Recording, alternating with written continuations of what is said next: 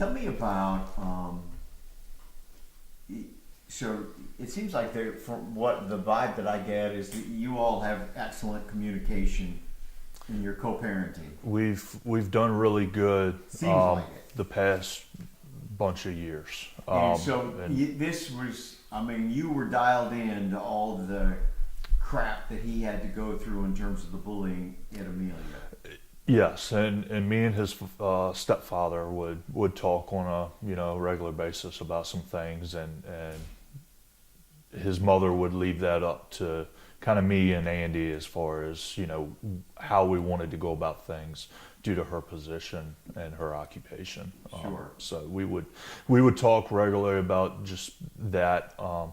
John was a little bit more open with his personal life with his mother or his stepmother than he was me or Andy. But I guess that's normal. Everybody loves their mother a little bit more than their daddy.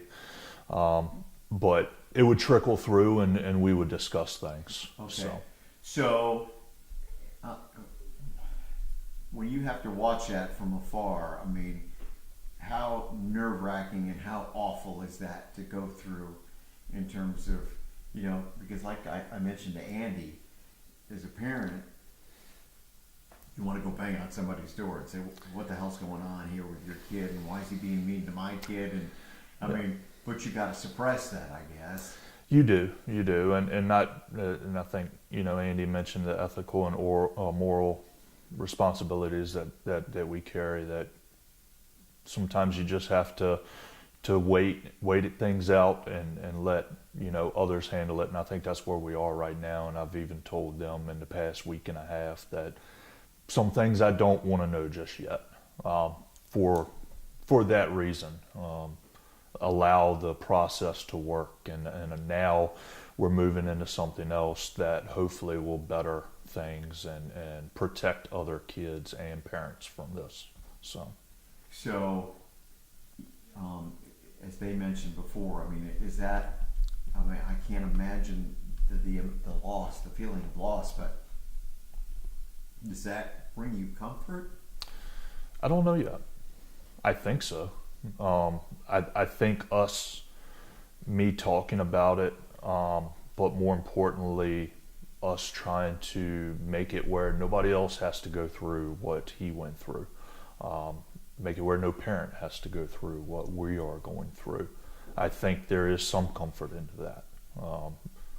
Nothing's going to replace what we're missing right now, but at the end of the day, it's no different than our occupations. If we do a good job, it makes us feel better. So if we can make something work and protect the future, then that'll at least help heal some.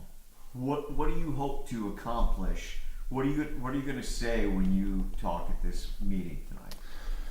Me and his stepfather have kind of discussed a little bit. He is a lot more political than I am.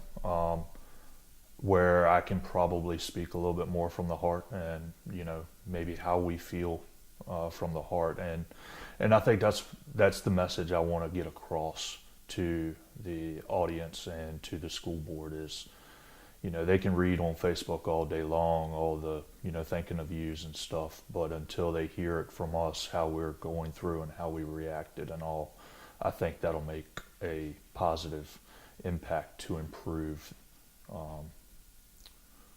some rules or policies that they can change right now. So you want to share the loss, the pain that you're going through, Yes. you're experiencing? Yes. Okay. So, and it seems like that's too has been a coordinated effort in that, talking to some state lawmakers and hopefully changing some rules and That's the plan. I know his stepfather's lining some things up and making some calls, and I think several other folks have reached out to us and saying they know a person or they have a friend that can help, and so that's kind of where we are right now. And I know he's got some contacts already starting to be lined up with that. So have you been aware of just how tortured John was? To an extent, again, as I said, there's some things that I don't want to know about. So the bathroom photo I have not seen. Um, John told me about it the day it happened, and I made sure that he notified who he should notify. Obviously, then I didn't know that we'd be dealing with this now, but I haven't seen it yet, and I don't want to see it just yet. But I'm it's sure too I will. upsetting.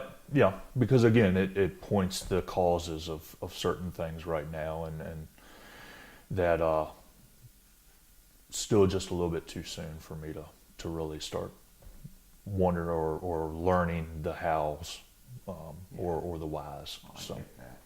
So, so the goal then tonight is just to share this kind of pain, so that that people can get a real sense of how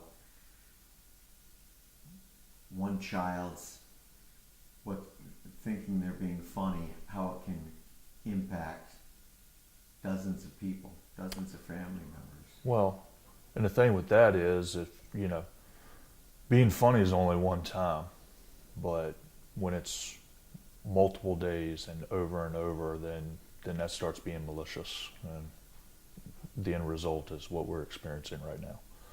So there's a kids can be kids, but at this point it's a little bit beyond that. So we're that week it was a little bit beyond that.